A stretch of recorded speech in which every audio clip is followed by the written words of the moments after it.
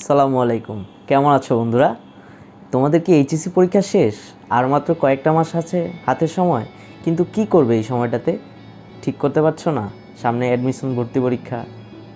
কি করা যায়? ইউটিউব, ঘুম, মোবাইল অথবা পিসি গেমিংয়ের পিছনে সময় নষ্ট না করে তুমি যদি এখনই এই সময়টাকে কাজে লাগাও, তাহলে তোমার অ্যাডমিশনের ক্ষেত্রে তুমি এক ধাপ এগিয়ে থাকতে পারবে। তোমাদের এইচএসসি পরীক্ষা শেষ, এখন তোমাদের চিল করার সময় নয়, কোনোভাবেই চিল করার সময় নয়।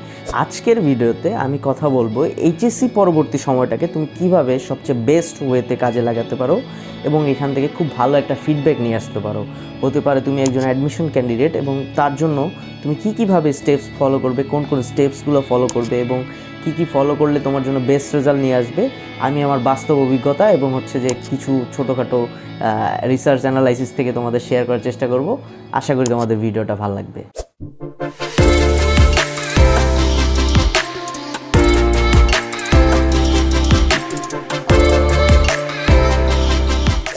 প্রথমেই তোমাকে বুঝতে হবে কোন ধরনের বিশ্ববিদ্যালয় কোন ধরনের পরীক্ষা নিচ্ছে এবং সেই অনুযায়ী তোমাকে প্রস্তুতি নিতে হবে। তুমি যদি সায়েন্সের শিক্ষার্থী হয়ে থাকো তাহলে প্রথমে তোমার চয়েস লিস্টে হতে হবে মেডিকেল, ইঞ্জিনিয়ারিং অথবা পাবলিক বিশ্ববিদ্যালয়। এছাড়াও তুমি যদি আমার গ্রুপের হও তাহলে তোমাকে বিবিএ এবং আইবিএর জন্য প্রস্তুতি নিতে হবে।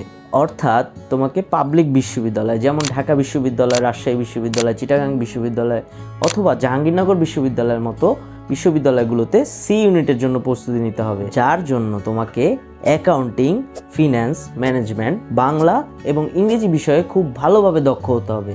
এছাড়াও তোমাদের মধ্যে যারা আর্টস অথবা হিউম্যানিটিস গ্রুপে আছো, তোমরা যদি পাবলিক বিশ্ববিদ্যালয়ের জন্য প্রস্তুতি নিতে চাও তাহলে তোমাদের প্রিফারেবল ইউনিট হচ্ছে বি ইউনিট। এর জন্য তোমাদের বাংলা, ইংরেজি এবং সাধারণ জ্ঞানে খুব ভালোভাবে দক্ষ হতে হবে। তুমি যদি এখন থেকে সময় নষ্ট না করে নিজের ইংরেজি এবং জেনারেল নলেজ, সাধারণ জ্ঞান সাবজেক্টটাতে যদি দক্ষতা অর্জন করতে পারো তাহলে ভর্তি পরীক্ষার সময়টাতে তুমি একটা এক্সট্রা অ্যাডভান্টেজ পেয়ে যাবে। এর জন্য তোমাকে কঠোর পরিশ্রম করতে হবে। সবচেয়ে জরুরি বিষয়, তোমাকে আগে নিজের জন্য একটা লক্ষ্য স্থির করতে হবে।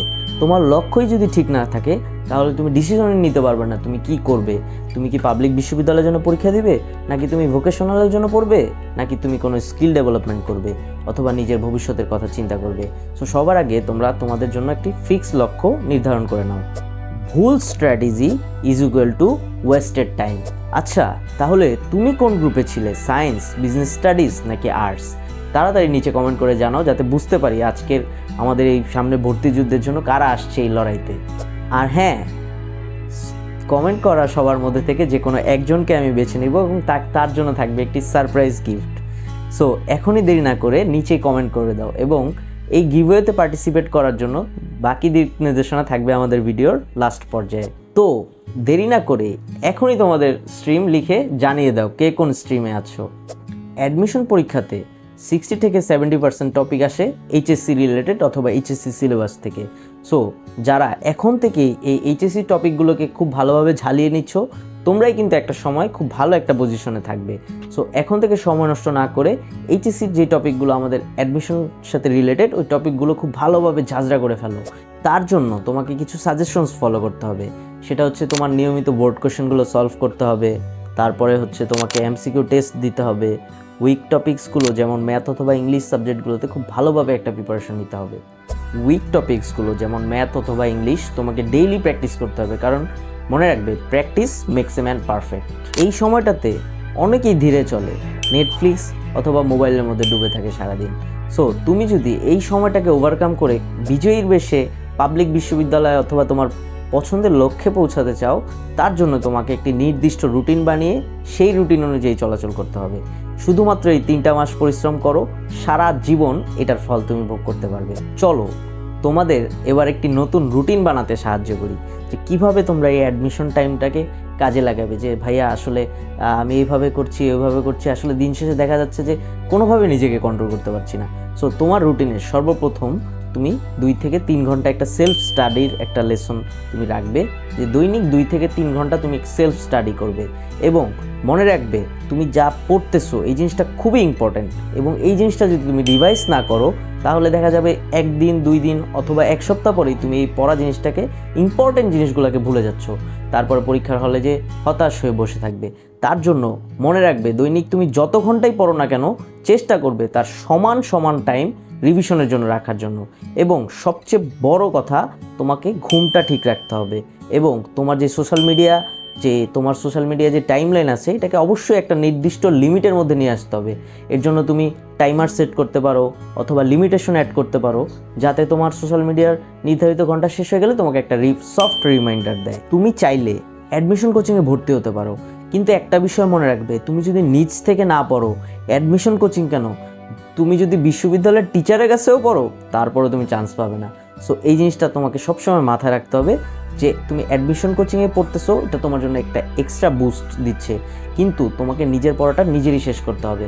এবং অ্যাডমিশন কোচিংয়ে যারা পড়ছো, তোমরা প্রতিদিনে অ্যাডমিশন কোচিংয়ে পড়ার পাশাপাশি অবশ্যই সেলফ স্টাডি এবং পড়াটা রিভিশন দেওয়ার ব্যবস্থা করবে। নিজে থেকে না পড়লে অ্যাডমিশন কোচিংয়ে চান্স পাওয়া যাবে না, না মানে না।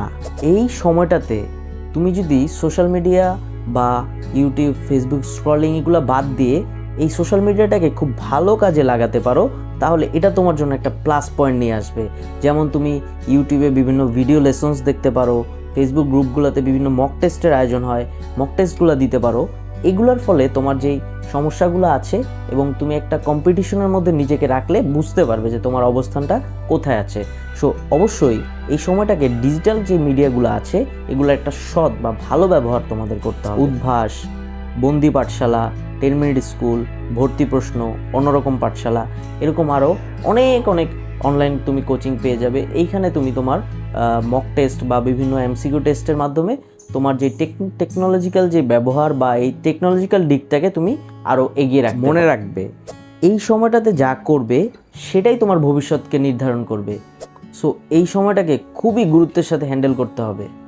কারোর সাথে তুলনা না করে শুধুমাত্র নিজের সেলফ ইমপ্রুভমেন্টের জন্য কাজ করছো, এটা তোমাকে মাস্ট মাথায় রাখতে হবে। তোমার এখন তোমার কোচিংয়ের বন্ধুর সাথে কম্পিট করা যাবে না, যে না ও খুব ভালো নাম্বার পেয়েছে আমি কেন পেলাম না। মনে রাখবে বিশ্ববিদ্যালয়ের গেট কিন্তু তোমার জন্য অপেক্ষা করছে। তুমি যদি এখন থেকেই তোমার এই ভ্যালুয়েবল টাইমটাকে কাজে লাগাতে পারো, তাহলে একদিন তুমিও আমার মতো ফ্লেক্স করতে পারবে। ভিডিওটা যদি তোমার ভালো লেগে থাকে তাহলে একটি লাইক দিবে এবং আসো। তাহলে এখন আমরা যে গিভওয়েটা আছে, গিভওয়ের জন্য তোমাদের ডিটেলসটা জানিয়ে দিচ্ছি।